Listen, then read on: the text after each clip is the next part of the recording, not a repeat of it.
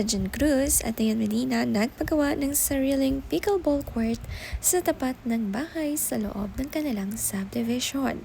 Pareho nga nilang hilig ang sport na ito at finally hindi na nga dadayo pa. Ang lupa na binili nila sa tapat para sa anak nila ay kinonvert muna nilang garage at playground. Naglagay din sila ng bench. Maganda ngang naisip nila munang gawin sa lupa kesa nakatenga ito. Mapakinabangan muna habang maliliit pa ang mga anak nila.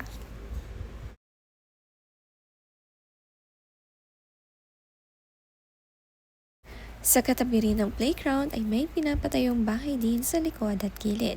Parami ng parami nga ang kanilang mga kapitbahay. Maganda nga kasi ang subdivision na ito.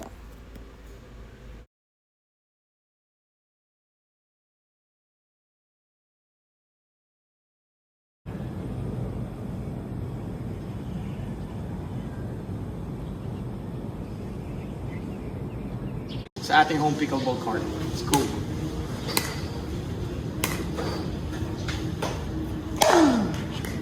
Ganda nun!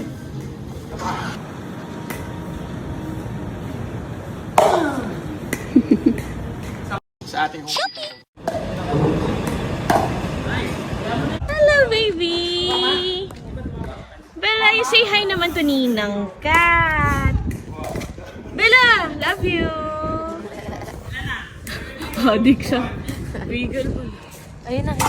Si Bella! Isabella! Love you!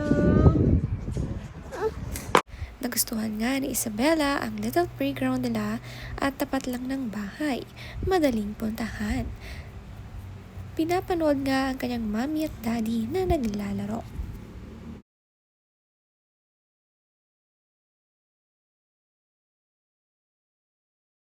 Inaabot nga sila hanggang gabi sa bagong playground ng mommy at daddy. Ang luwang pa nga ng space ng lupa na ito. Agad nga dumalaw at bumisita ang family nila at sinubukang maglaro dito.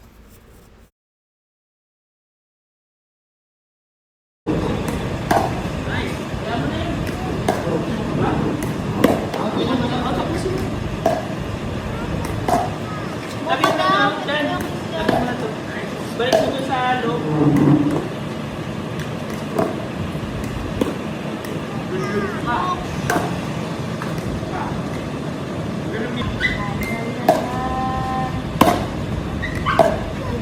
Sasanay na din si Ma'am Lynn. Ganda nun! Unang nasubukan agad ito ng mag-asawang Diana at Rojun. Hindi nalalayo at magre-rent dahil inilapit na nila mismo sa bahay nila ang pickleball court. Favorite sports nga nila ito ngayon. At ilang araw din silang naghintay para matapos ito at finally nagagamit na nila.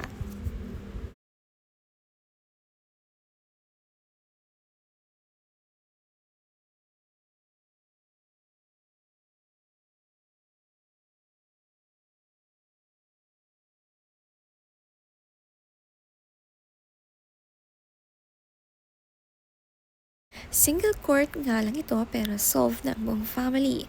Pwede nga mag 2 versus 2. May mga pailaw pa nga para lumiwanag din dito.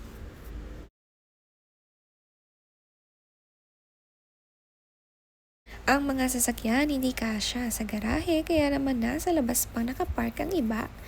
Iba talaga kapag yayamanin.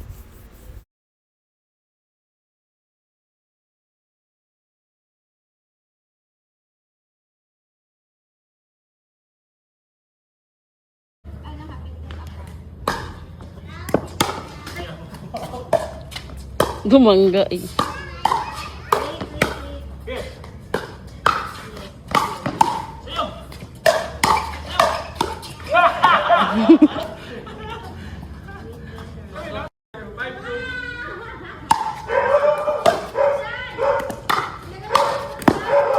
Sobrang nag-enjoy ang family and friends ni Diana at Rojun sa pinagawa nilang pickleball court.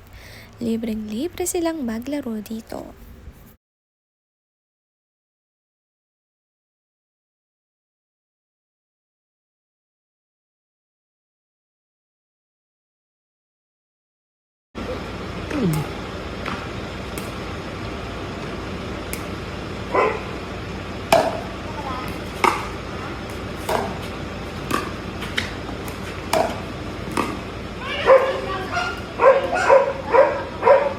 Nice game!